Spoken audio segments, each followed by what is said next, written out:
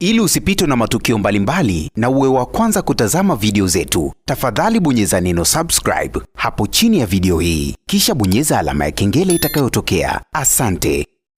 Diamond Platnumz ni kama vile kwa sasa hivi ameamua kujirudi kwa Hamisa Mobeto, kwani kwa kipindi cha nyuma msanii Diamond Platnumz aligoma kabisa kwamba yule mtoto wa Hamisa Mobeto Dylan sio mtoto wake. Ilifikia hatua mpaka Hamisa Mobeto akakubali mtoto wake kwenda kufanya vipimo vya DNA, lakini Diamond baadaye majibu ya vipimo vya DNA yametoka, bado akasema yule mtoto sio wa kwake. Diamond akawa anadai huenda Hamisa Mobeto amewahonga madokta. Jambo kama hilo lilimuumiza sana Hamisa. Hamisa ilifikia hatua akazungumza wazi kwenye mitandao ya kijamii kwamba hatokaa tena amfuate Diamond amwambie huyu mtoto ni wa kwako, yeye anaendelea na maisha yake. Na sasa hivi baada tu ya Diamond kuona Hamisa amekaa kimya, Hamisa ameendelea na maisha yake. Baada ya Hamisa kufunga ndoa na Azizi Ki, tumeweza kuona kuna namna fulani hivi Azizi ameplay part ya baba kwa yule mtoto Dylan.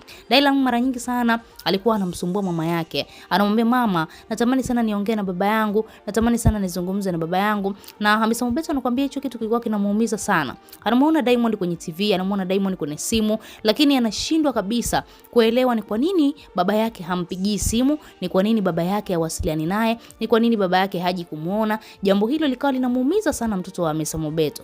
Lakini kwa sasa hivi Diamond Platnumz ameamua kujirudi, ameamua kumuomba msamaha Hamisa kwa yale yote ambayo alimfanyia huyu mtoto Dylan.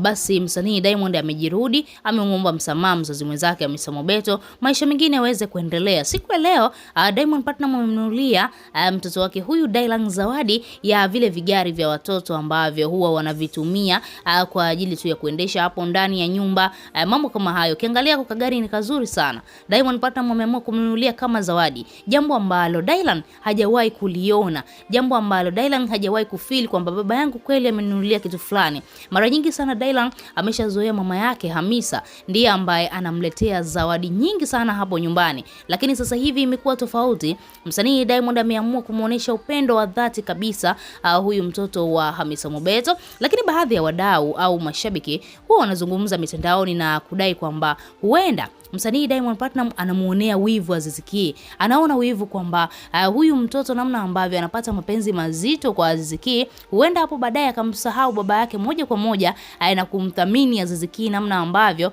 Azizi Ki amemthamini kipindi hiki ambacho alikuwa anapitia kipindi kigumu. Lakini pia unaweza kuona kuna namna fulani Diamond ubinadamu umemrudi. Amemwangalia yule mtoto. Yule mtoto kwa kiukweli ukimwangalia kwa makini ni mtoto ambaye kwa mbali amefanana na Diamond. Sio lazima watoto wote ambao utafanikiwa kuwapata watafanana na wewe. Kuna muda Mungu anakupatia watoto watoto wengine hawafanani na wewe, wanafanana na babu yako, wanafanana na shangazi zao, wanafanana na watu wengine tofauti ambao wapo katika familia. Lakini Diamond hakutaka kuamini hilo, hakutaka kuliona. Lakini sasa hivi ameamua kuweka msimamo wake wa dhati. Ameamua kumuonyesha Hamisa kwamba bado namhitaji huyu mtoto, bado nampenda huyu mtoto. Na tunaweza kusema tunampongeza sana Diamond kwa hatua hii kubwa ambayo ameichukua. Ni hatua ya dhahabu.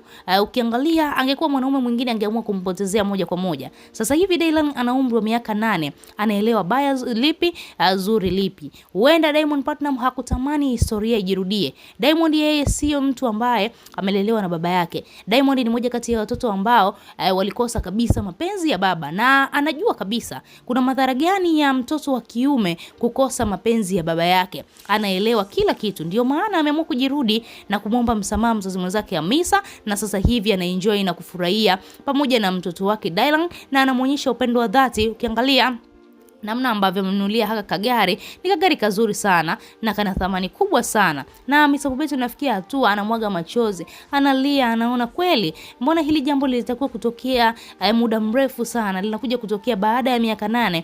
Ndio maana unaambiwa utakiwa kumkatia mtu tamaa. Mtu anayepumua usimkatie tamaa, kwa sababu huenda akafanya jambo zuri zaidi ya lile ambalo ulilitarajia hapo nyuma. Wewe kama shabiki unalipi la kuzungumza? Tuachie maoni yako, lakini pia usisahau kusubscribe, like na turn on notification.